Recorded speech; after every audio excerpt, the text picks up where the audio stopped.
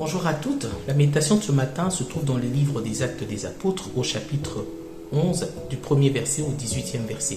Il s'agit ici au fait de la rencontre de Pierre et de Corneille. Au chapitre 10, il a été question de la rencontre de Pierre et de Corneille. On a vu comment est-ce que le Seigneur lui-même a préparé Corneille et il a préparé également cette rencontre. Au fait, Corneille est un centenier romain, il craignait Dieu, la Bible dit de lui qu'on rendait de lui un bon témoignage, il faisait beaucoup de bonnes œuvres, des aumônes.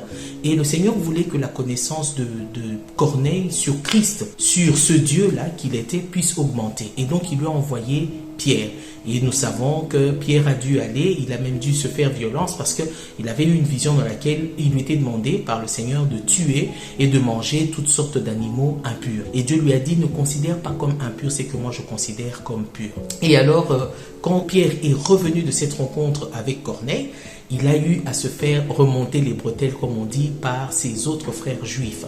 Alors, ceci met en lumière un principe que je voudrais exploiter avec nous ce matin, c'est le principe de la redevabilité. En tant qu'enfants de Dieu, nous devons apprendre à rendre des comptes les uns aux autres. Plusieurs fois dans la Bible, il est fait mention de cette expression les uns, les autres, les uns aux autres. Nous devons apprendre à rendre des comptes. Au fait, quand on sait rendre des comptes, ça nous protège. Le fait même d'appartenir à une communauté, par exemple à une église, vous êtes en présence d'autres enfants de Dieu qui connaissent la parole de Dieu comme vous, qui s'efforcent à vivre la vie chrétienne, à pratiquer la parole de Dieu comme vous, et donc ils sont comme pour vous des miroirs que Dieu a mis devant vous pour que vous puissiez à la fois vous voir où est-ce que vous allez, voir votre évolution en tant qu'enfant de Dieu, voir également ce que je fais, est-ce que c'est conforme.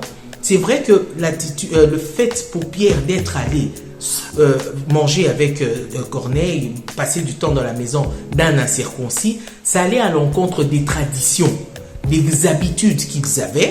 Et la Bible nous dit que Pierre a dû leur expliquer d'une manière suivie. Il leur a rendu des comptes, il leur a dit tout ce qui s'était passé.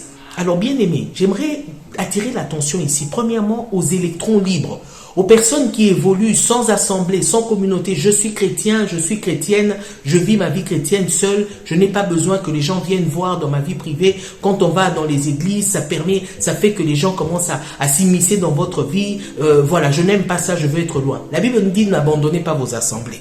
Le fait d'être avec vos frères et vos sœurs vous permet de savoir où est-ce que vous en êtes. Ça vous protège de toute forme de dérive. Ça vous protège même de l'hypocrisie. Ça vous protège même aussi de ce qu'on appelle l'autocratie. Je fais ce que je veux. Je me détermine moi-même. Je détermine moi-même ce qui est bien, ce qui est mal. Bien aimé, apprenons à rendre compte. Ça nous protège. Beaucoup de serviteurs de Dieu aujourd'hui sont en train de tomber dans des choses qui nous dépassent. On est étonné de voir comment est-ce qu'un tel homme de Dieu que l'on connaissait, qui prêchait si bien la parole de Dieu, qui évoluait si bien, comment se fait-il qu'il se retrouve dans telle chose? Bien aimé, quelque part, si vous fouillez, vous allez découvrir que cette personne n'a peut-être personne à qui il va rendre compte, à qui il dit comment il marche pour l'instant, comment va son ministère, comment va sa vie spirituelle, comment va sa vie morale, comment il va psychologiquement, comment va sa vie familiale. Il ne rend des comptes à personne. C'est un indépendant, c'est un autocrate, c'est un électron libre. Bien aimé, ça nous protège, le fait de savoir de rendre compte aux autres. Laissez les autres avoir un droit de regard sur vous, ça vous protège. Et c'est ce que le Seigneur veut. C'est pour ça qu'il nous place les uns à côté des autres. Que le Seigneur nous bénisse en cette journée. Amen.